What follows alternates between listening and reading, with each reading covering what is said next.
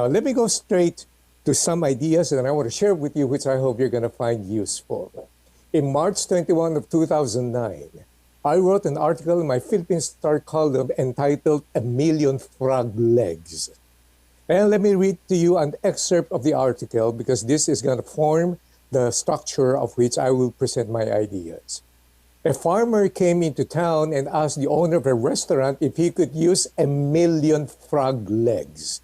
The restaurant owner was shocked and asked the man where he could get so many frog legs. The farmer replied, "There's a pond near my house that is full of frogs, millions of them.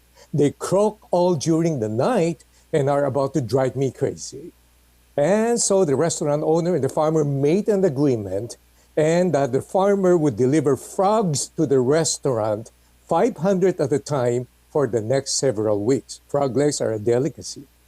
The first week, the farmer returned to the restaurant looking rather sheepish with the 2 scrawny little frogs. And the restaurant owner said, "Well, where are all the other frogs?" And then the farmer said, "I was mistaken. There were only 2 to 3 frogs in the pond, but they're just making a lot of noises." Ladies and gentlemen, today we hear a lot of noises everywhere we go, and COVID-19 is front and center to everything, and that is justifiable and understandable. But as an entrepreneur myself, as a person who is engaged in business all my entire life, we need to be able to dissect, understand, and discern the difference between noises and voices. And so, the doom and gloom scenarios presented, they're okay because we need to be informed. But unless we take a different perspective from an entrepreneurial view, then we might just lose hope. And that's my business with you this afternoon. Well, let me just start by saying, what is COVID-19? COVID-19 is a pandemic. What is a pandemic? A pandemic is merely an epidemic with passports. It has gone global. And so, the first thing I want you to understand is this. COVID-19 is not the end of the world. This too will pass. And the second thing I want to share with you now is this. COVID-19 is not a dead end. It is a mere detour. I was listening to Josiah earlier, and I was kind of smiling when he was referring to the crisis of the 80s. The advantage of Josiah and I, being in business for the longest time, is that we have gone through different crises. I remember the 70s and the 80s political turmoil. I remember the 45% interest on loans in the 80s. I remember the 1997 Asian financial crisis. I remember the year 2000 911 crisis. And I remember the more recent 2007 to 2009 subprime mortgage debacle. And guess what? They all passed, but they all live a different world behind. In the field of travel totally changed after 911. And so, this can be a little bit disconcerting for me. You know, I average something like 300 talks and trainings and seminars and speaking engagements every year. Suddenly, when COVID-19 and lockdown began, everything is gone. But not really. I will explain in a little while. You know, in my profession, I'm used to the fact that they usually invite me to give huge talks and filling up grand ballrooms and convention centers. And that's why somehow I still miss those days when I can go and shake your hand and do beso beso and then do a little bit of a selfie together, but those things are gone.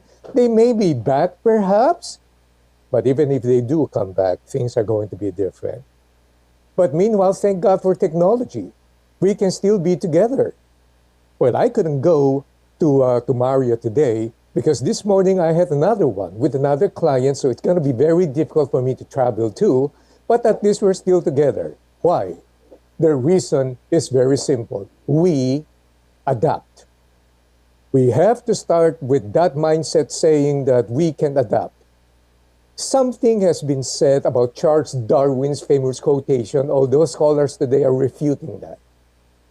Scholars today are saying Charles Darwin never said it, but he did say something like this quotation now is very important for you and me.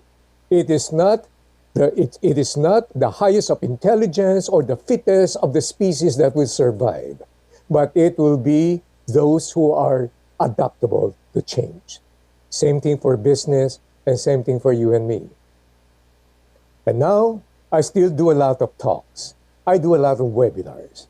As a matter of fact, I find myself reaching out to a lot more people today than I used to when I was doing on ground. We adapt. You will adapt. Everybody will have to adapt. Let me share with you things that are happening right now. You may know this, but I'm just going to bring all of this data together to form a perspective. Work from home is going to be here to stay. The age-old debate of itong mga millennials na to, they want to work from home, but will their productivity be maintained? That is moot and academic. Today, it has been found out that work from home now produces the same amount of productivity. Other companies are seeing a lot more productivity. As a matter of fact, the number one challenge now for work from home, according to my clients, when I talk with them, it is that many of them are overworking. They don't have boundaries. That's another topic for itself. Work from home has revealed that people can still be productive. However, there is a need to acquire more skills. Well, work from home is an entirely new thing. The moment Jack Dorsey, the EVP of Twitter, says we're going to allow 95% of our employees to work from home forever, suddenly you see Mark Zuckerberg, you see Jeff Bezos, and everybody else, including our own companies here, thinking along the same way. We will have to redefine what an office is. And I don't think during these very difficult times, employers are going to be spending more money renting office space just to accommodate physical distancing. But we need to build more skills. That is part of adapting. We need to learn more skills in doing Zoom, in doing video conferences, Cisco WebEx, Barnyard, StreamYard, Google Meet, and Microsoft Teams, whatever. I'll give you an example. There are many people now doing Zoom and they don't really understand. You don't sit in front of a camera with the lights behind you because the laptop camera is going to adjust automatically and you're going to appear very dark in front of the cameras. It is as if you have enrolled in a witness protection program. So there are new skills. The most common expressions today is, can you hear me? I can hear you. Unmute mo, unmute. Today, what do you hear? You hear babies crying, dogs barking, cars honking. What do you see? You see bad hairstyles, unshaven faces, and then you begin to hear the sound coming from exhaust pipes of both trucks and from other human parts. Next, one thing I want you to understand now is digital is the new default. We are entering the contactless economy. And so, when COVID-19 broke, you and I need to understand this thing. Whatever it was that we were doing until now, these are not innovation. No, no, no. Innovation will come later. We are merely adapting. And adapting is not yet done. We still are doing that. Next, the key to business recovery is to restore confidence. Confidence not only in our clients, but customer also in our people. Many of them are so afraid. A lot of them went to the provinces and they feel like they don't want to come back to NCR because they don't want to take the risk. Next, never was there a time when ideas travel faster than now. My goodness, ideas now get so fast to be implemented. The pandemic has eliminated a lot of bureaucracies and egos.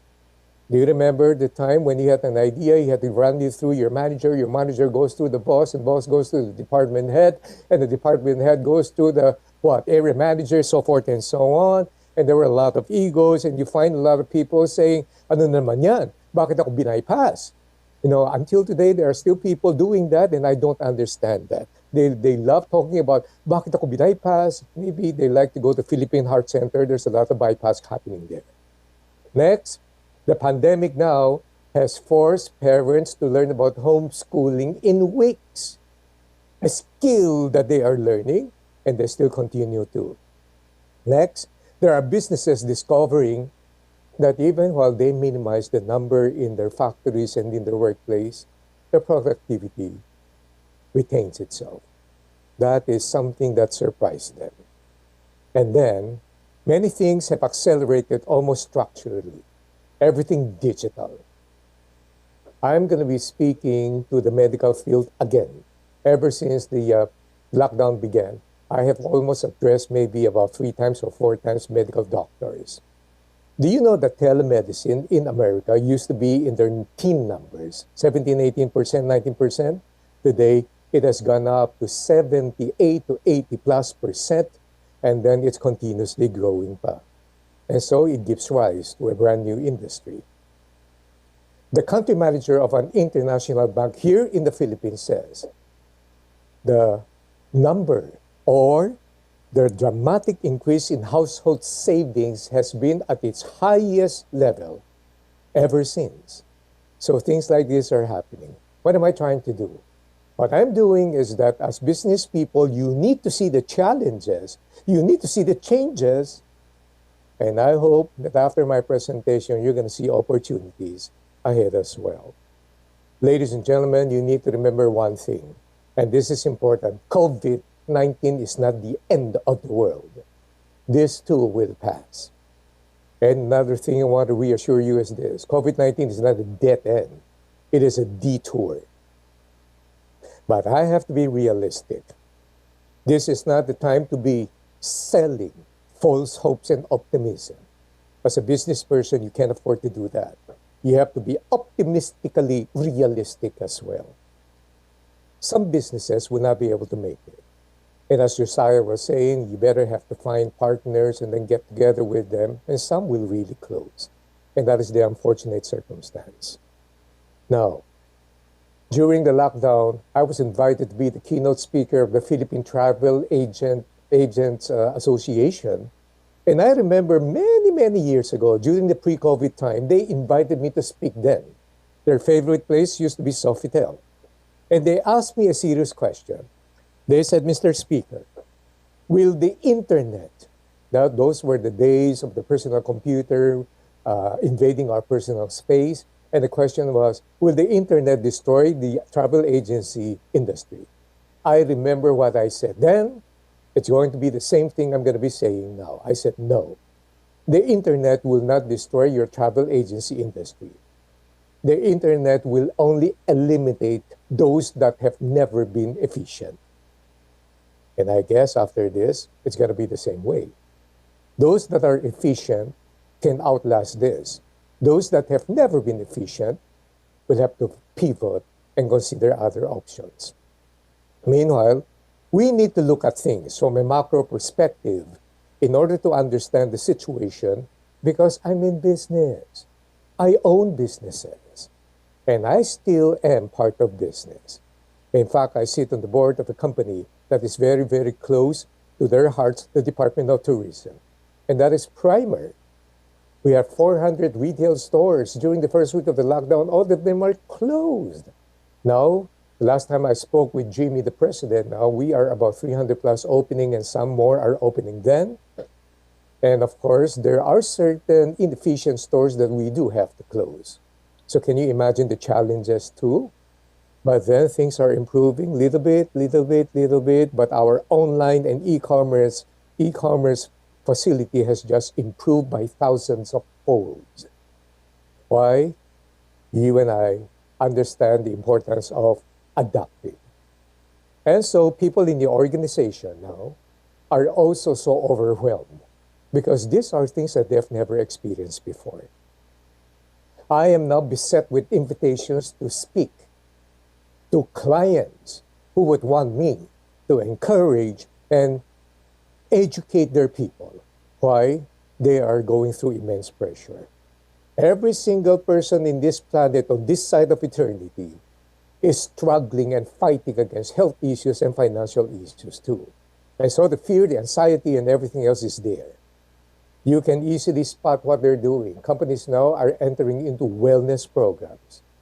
The government is not exempted. I just finished doing a round of training for all the leaders of the DILG sector in their wellness program as well. And that's what's happening right now. And so, as business owners and leaders, you may have an extra layer of pressure. You need to understand, you have to make sure that you're taking care of your people, you are taking care of your family, you have to take care of yourself, and that can be very taxing. I understand that. The sheer volume of your work can be overwhelming. You are making decisions and you don't have the complete information, and change is happening on a day-to-day basis. That's why some of you, I would like you to understand, be patient with your managers and leaders too. They are going to have a lot of pressures on their hands. And they're going to give you instructions, and then maybe 2 days or 3 days later, they're going to change the instructions totally. Why? Because nobody sees the big picture yet, as of now. Your people are pressured too. That is the price of leadership.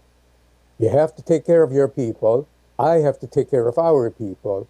And it's very, very difficult.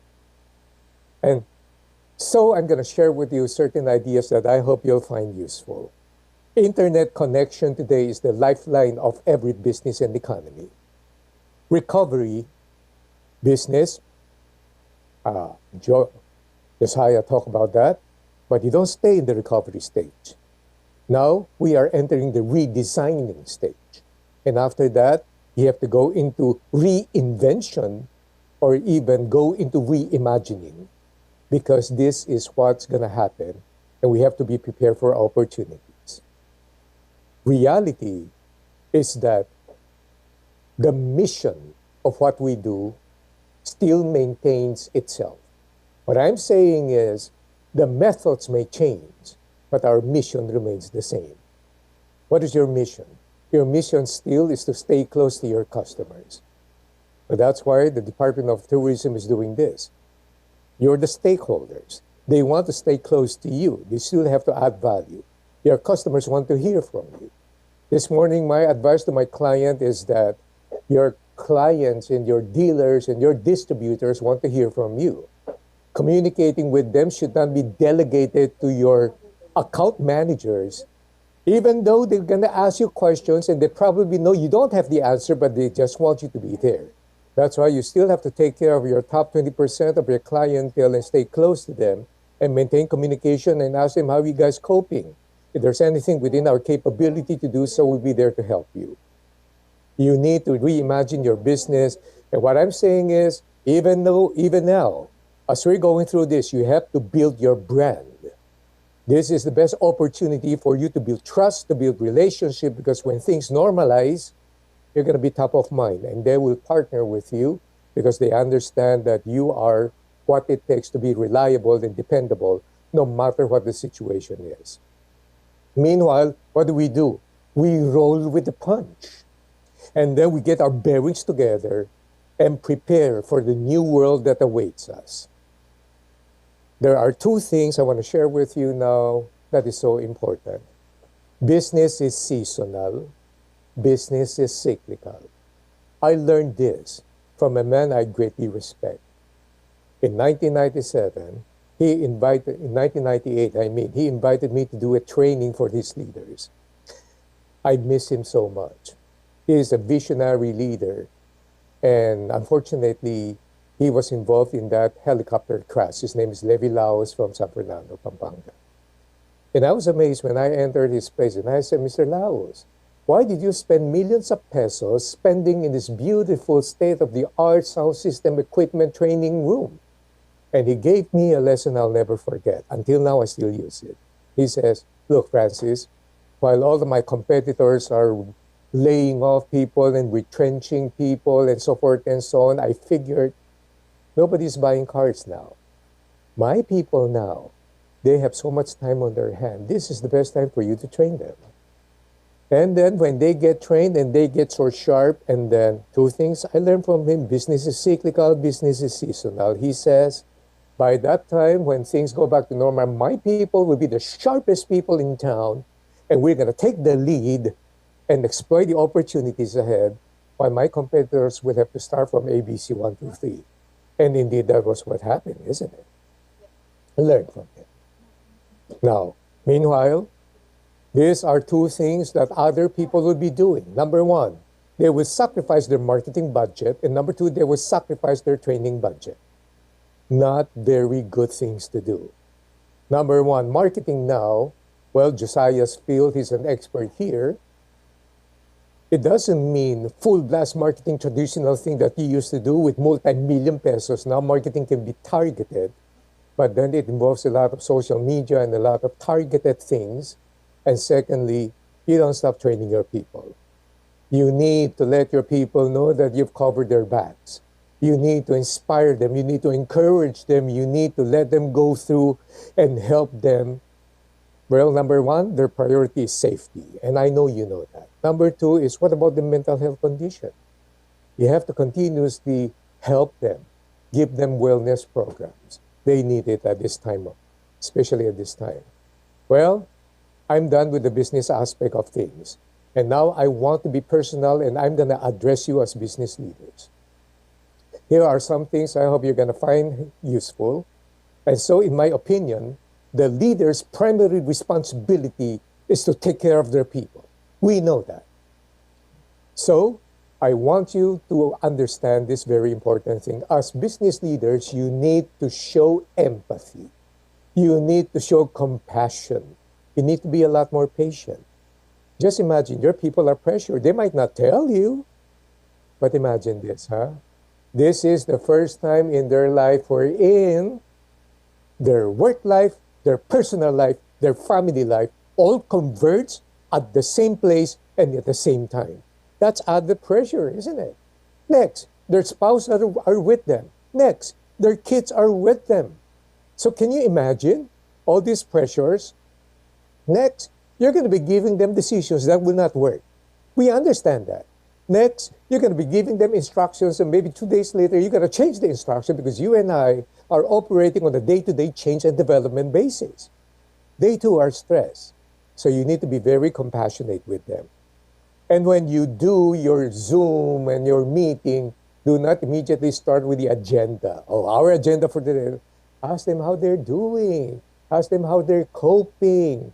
Ask them if there's anything within your capability to provide, and you're going to be there to support them. There will be a dramatic increase now for the need to train your people in soft skills. I am not kidding. That is going to be important. Well, just made me think. I hope you appreciate what the Department of Tourism is doing by presenting all these things, because they want to add value to you, but you need to add value to your people as well. That is one thing you cannot afford to neglect. Number two, you also have to be very patient with your bosses and with your managers and your leaders. They too have added layers of pressure, and their pressures are a lot more than ours. This is a time for everybody now to work together. I oftentimes hear people say, we are all in the same boat. Yeah, but we may not have the same storms. Your boss's storms are many times bigger than yours. So you have to be patient, you have to cut them some slack, and you have to understand that they too are working on a day-to-day development basis. They don't have the answers, nobody does. Number three, and this is a command, you got to take care of yourself. You ain't good at leading anyone if you're not healthy yourself, right? And so you got to take care of yourself. You got to maintain health. What? In your mind, in your head, in your body. Take care. In your soul, spiritual aspect, in your emotions. These are the things that you're going to take care of. And taking care of yourself is not selfish. Why? Sometimes some people, they're just so engrossed in taking care of others, they have neglected themselves, and then they find themselves no more in the position of helping others. Let me give you a very good example. Remember pre-COVID days when we used to take a plane flight, and before the plane takes off, what does the flight attendant says? And then the flight attendant will say, in the unlikely event of ditching, oxygen masks are going to drop from the ceiling, and if you are carrying a child, put the mask on. Sino po? Yourself. And then when I was thinking about that, I say, what happens when you're caring two children? You got to decide which one you love more. No, no, no, you don't do that. You got to take care of yourself first. And so that is self-care. It is not selfishness. Well, the opposite of self-care is self-absorption. What is self-absorption? Ako muna. I better take care of myself. Bahala na yung mga tao ko. Bahala sila sa buhay. No, no, no. We're not talking about that. You take care of yourself. And so here are some suggested ideas that I hope you're going to find useful. Share this with your people. Share this with your family. And then I hope you'll find some practical use. Let me offer some quick suggestions. Number one, you got to take care of your mental health now. You need to be updated, but you don't want to be consumed. In other words, don't be fixated with the news. News are news cycles 24/7. We need to be updated, but the reality of news is that there are only little things that are new. And then when they say breaking news, no, it's an endless news cycles of the same thing being spoken by different people, presented in different ways. It's the same stuff. If you're not careful about it, that negativity is going to creep up into your mind. It's going to affect your disposition. Two things more. Number one, don't join those negative ranting and cussing and cursing in social media. They're not going to add value to you. And next, do not send forth and pass all those gloom conspiracy theories, because you never know. You just might hit someone who's struggling with depression, and that's not going to be good for others too. I would like to suggest that you fill your minds with good things. Well, I have had this routine. I fill my mind first thing in the morning with scriptures and prayer. I call that quiet time. What do? When I pray, I talk to God. When I read scriptures, He talks to me. Not bat an idea, because we built our inner strength muna so that we can be prepared to face the outer challenge. Next thing I want to share with you now is this. So by the way, when work is work, you work. But you got to spend the early morning in your time doing creative work. That's when the mind is more fresh. And then you do administrative work during the afternoon time. But you got to cool down, yes. And then when you cool down, you prepare yourself for rest. You still have your family with you, don't you? And then when you cool down, you want to reward yourself by watching movies. Good. May I make a suggestion? Don't watch movies like Brad Pitt's the Battle Z World or something. Don't watch Vampires and Walking Dead and Contagion. You don't need those stuff. Why don't you watch inspirational movies together with the kids? Make it a platform to teach them values as well. Watch movies like Chariots of Fire, Pursuit of Happiness, and then watch how these people pick up ideas on how to be resilient and bounce back from great adversities and trials. And another thing is this. If you have teenagers in the house, be careful. I wouldn't want them to be watching a lot of movies now that are so dark and gloomy and so depressing. And there's seemingly a deterioration of moral values when you watch movies, and that's not good. So, my wife and I, we talk a lot and we smiled and we said, we have discovered to stay away from doom and gloom movies, and then we just watch some romantic comedies that puts a smile on our face, and we watch Korean telenovela na lang, like Crash Landing on You or something else. But you get a point, right?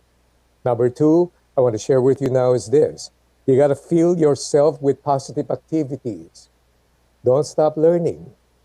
Hey, read good books, read good articles, and then get good references. Next, you got to build up more skills. It's amazing. My daughter happens to be a famous fashion designer in doing wedding gowns and cocktail dresses. Now weddings are gone. And so she repurposed. She's doing designer masks, and it's doing very well. But many of her friends in the wedding industry, they don't have business. So what do? Hey, many of them has discovered that they can bake, they can cook. This famous aburi now, ito yung mga baked sushi and everything. Many of them come from flower arrangers, and they're doing great business. They keep on pivoting. They discover new skills. The latest skill that my wife, whom I fondly call the Ilocana, has been able to discover is cutting my hair. So now I don't have problems with having to look for a barber. She can cut my hair. And she has practically cut my hair 4 times. The only downside is it takes her 3 hours, and that's okay. Increases our bonding time. The next thing I want to share with you now is this. You got to create a routine, and the routine involves what? Exercise, eating healthy, taking vitamins. Hey, get sunlight. Do not be deprived and do not go dehydrated. Drink water, get sunlight. Somebody says, you and I basically are similar to houseplants with more complicated emotions. I think that's true. Next, hey, physical isolation does not mean social isolation. You gotta Zoom your friends. Keep tab with them. You still have the friends. You are working from home, but you are not home alone, all right? We still need our friends. And so today I find myself reaching out to a lot of friends that I did not used to have time before, and I'm enjoying the company. And lastly, I want to share with you a very important thing. Enjoy your time with your family, my goodness. This is the best time to bond with them.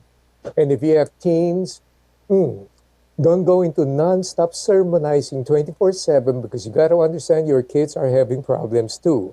For example, your kids now, they miss their schools, they miss their friends, they miss their clubs. Some of them are playing varsity, playing hard in practices, going to make the varsity, and now all things are gone. Be kind to them too. Give them fun. Have fun, all right? And this is the most important thing. If this is applicable to you, get ready now. Get ready. Eto na po. If you want to have peace and harmony in your home, love your mother-in-law, all right? You're going to have peace and harmony. Well, let me conclude. COVID-19 is not the end of the world. This too will pass. It is not a dead end. It is a detour. Change is upon us. We may have to change a lot of methods in which we do things and we do business, but the mission remains the same. Give value to your people. Add value to your stakeholders. Stay close to them. Communicate. You may not have all the answers, but they may not necessarily be asking for the answers. They just want to know you're there. And then you're accessible as well. All things will pass. Let me just end by saying this. You got to hold on to the faith. But you got to have the bravery to face the realities of the situation and manage the moment. Manage the moment. So hold on to the faith. Well, what is my faith that I hold on to?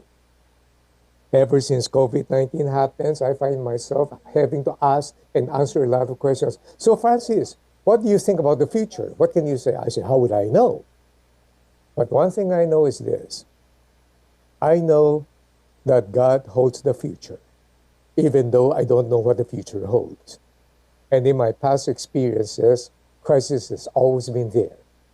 But we just have to be strong. And at the end of the day, this is history in the making. You and I are creating our own story. And the narratives that we are presenting, they are going to be the legacy we're going to be turning over to the future generations. Because this pandemic will certainly be not the last. They may even have others. This is the time to prepare a good legacy for our children, and a time and a platform to build values and attitude building and character development while we are together with our children and with our people now. So all of us, we have to stay strong. You have to stay strong so that you can lend your strength to others who would need it. And when this is over, as we are strong, we will emerge stronger together. Online is good, but like you said, there is less physical interaction. You cannot shake the hands of the person. And in a lot of times also, the networking that you can do is very limited if it is online. How do you address that? It is a very difficult situation for us, especially we Filipinos we are very social. And can you imagine, and can you also imagine, like something as basic as shaking hands, doing mano po now is going to be something that will be challenged. But the thing is this, as I said earlier, the methods may change, the mission remains the same. Like for example, as we're doing video conferencing right now, the mission still remains the same. It is the content that is more important. And so the relationship can still be there. And this is the funny thing. Video conferencing now enables you to see up close and personal the person. And I have had cases wherein people now were telling me that with video, with Zooming, you can actually see nuances of the facial expressions when people are saying things to you. And without the knowledge of the person doing it, they can feel and sense the sincerity and the passion behind it as well. Well, those things are going to come back. Maybe one day we hope that when the vaccine comes back and then things are going to be normal. But then this is the best that we can do. Let's use technology to enable us to be close to our friends and our people. Here's the key I want you to remember. Do not linger on missing the things we will no longer have. That way you're going to be depressed. But we don't worry about the things that will happen tomorrow. You're going to be anxious. But what we do is we enjoy everything that we have for the moment and make the best use of it. What is the best approach to tell clients to adhere to proper working hours? I have a concern because if the question is that you have to give advice to your clients, it may not be a very good thing to do. Clients are clients. And so I would like to suggest that if maybe you would want to advise your clients to take part in these webinars about how to encourage their people to properly work from home. And so, but now that you know, maybe you would like to suggest things that I have just shared. Well, you gotta get new skills in trying to operate with the new technology. You have to have a routine. You have to have the proper etiquette by wearing pants, by the way. And so there are things that you would like to do. But if they are your clients that you are addressing, you might want to provide them with a training program that can help them. And that's the best thing you can do. Since technology continuously progresses, how can tourism businesses adopt and be strategically effective during the new normal? Well, first of all, I forgot to say something because of time constraints that I need to say now. Everybody uses now, today it's a cliche, we are now in the new normal. But this is just me. You don't have to agree with me. We're not there yet. For us to say that this is the new normal, normal means we have arrived at an acceptable measurement and references that we can adhere to. We're not there. And as a matter of fact, for the next few months to come, maybe even years, we will now enter from one next normal to the next normal because things are going to change. Therefore, in terms of technology, I did not want to infringe on marketing because we have an expert before me, and of course, we learned so much from Josiah. But digital marketing now has to be a new strategy that we have to enhance. Let me just give you some basic example. If you have not touched your website for the longest time, your website now is going to be the business card and the brochure that presents everything, and that should enable you to be able to communicate with your clients. And then while physical distancing is in order, they may not come close to you to know more about you, but they will judge you according to what you present in your marketing materials using the digital tools. Next is that when it comes to operations now, well, many of the stakeholders of the Department of Tourism are also my clients. I mean, the hotels and the resort owners, you know, today you can use AI for data mining and then increasing your network, and you just have to stay close to them, and you have to repurpose your marketing ideas and then your marketing tools using technology now to enhance the way you're going to reach out to your people as well. And lastly, this is fantastic. There was a time when invitations for me used to come from HR people, rightly so, because they wanted me to train. Today, I find a lot of my invitations coming from marketing managers. Two reasons. They have a lot of unused budget. With the closure of one network company, you understand that they put everything on hold. And secondly, they are leveraging their marketing activities using technology now in order to build prospective clientele attraction and also to provide value-added services to their existing clients. And so you need to keep yourself abreast and then keep yourself aware of what new technology that can add to your customer service requirements. And for you to enhance your work, to be reaching out not only to your existing clients, but to create new clients and customers as well. So you have to be intentional there. How to maintain good management and supervision during the pandemic despite less personal interactions. Well, my thought here is that even before the pandemic, and even when we had physical interaction with our people, that doesn't necessarily mean that you had good management and leadership, do you? I mean, there's a lot of ego tripping in the place, and there's a lot of things. Therefore, it is not a matter of distance. It is a matter of the quality of relationship and the content. And so my short answer to you now is this: compassion. This is the time to show empathy. This is the time to show genuine care. Because, as I mentioned earlier, we're all in the same boat, but we don't have the same storms. And sometimes you just need to be stronger so that you can lend your strength to others as well. Physical distance, even when you're close, is no guarantee that you're doing good management. But then good management and good leadership can still be there, even while we are currently in a remote work situation. Just show care. Now that the setup is work from home, what is the best way we can improve our communication with each other? What are some, I think, best practices when it comes to tools like chat apps? So best practices. Oh, yes. That's a great question, by the way. And just to let you know, when the speaker says that's a great question, that means the speaker doesn't have an answer yet. But I have an answer for you.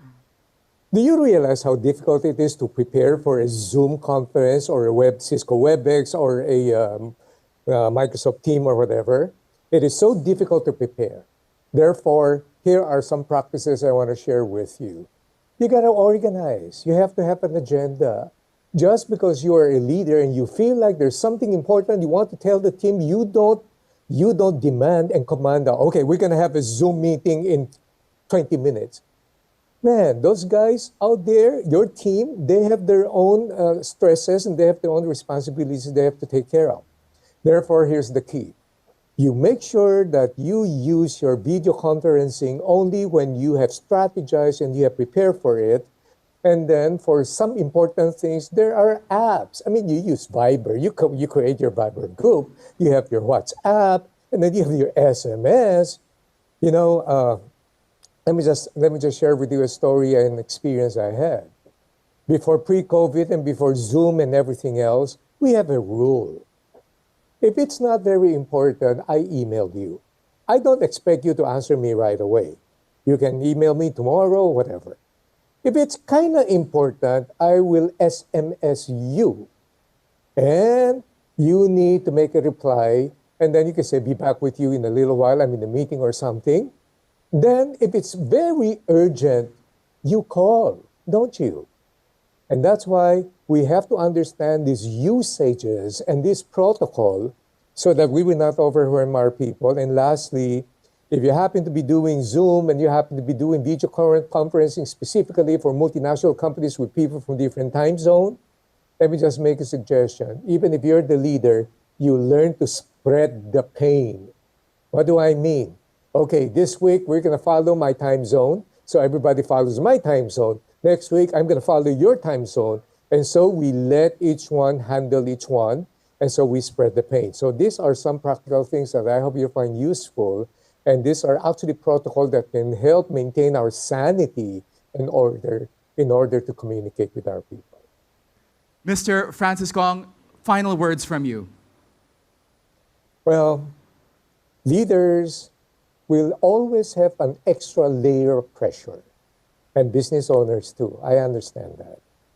That's why a lot of people do not understand. So many people are teaching on leadership, but unless you are a real leader and you're handling a lot of people, you will never understand the pressure. I do. And so a lot of people want to become leaders because they are focused on the perks of leadership. They don't understand there's a price of leadership, but that's what makes you owners. That's what makes you leaders. And then at the end of the day, you have to always remember you got to first take care of yourself, but you got to take care of your people as well. All these things will pass. These things will pass. It's not the end of the world. And finally, this will be a fitting testament to the resilience of the Filipino people. I'm proud to be a Filipino. We have been resilient all throughout the many trials and the difficulties that we have gone through. And we always emerge stronger. You have to. And this one is a great, great, great platform for us to be stronger, to be wiser, to build on our character, and just to become a better person. And that's what we want to aim for. Thank you for having me. Thank you very much, Mr. Francis Kong. Thank you for joining us today and sharing those words of wisdom. Marami pong salamat. Thank you. Thank you.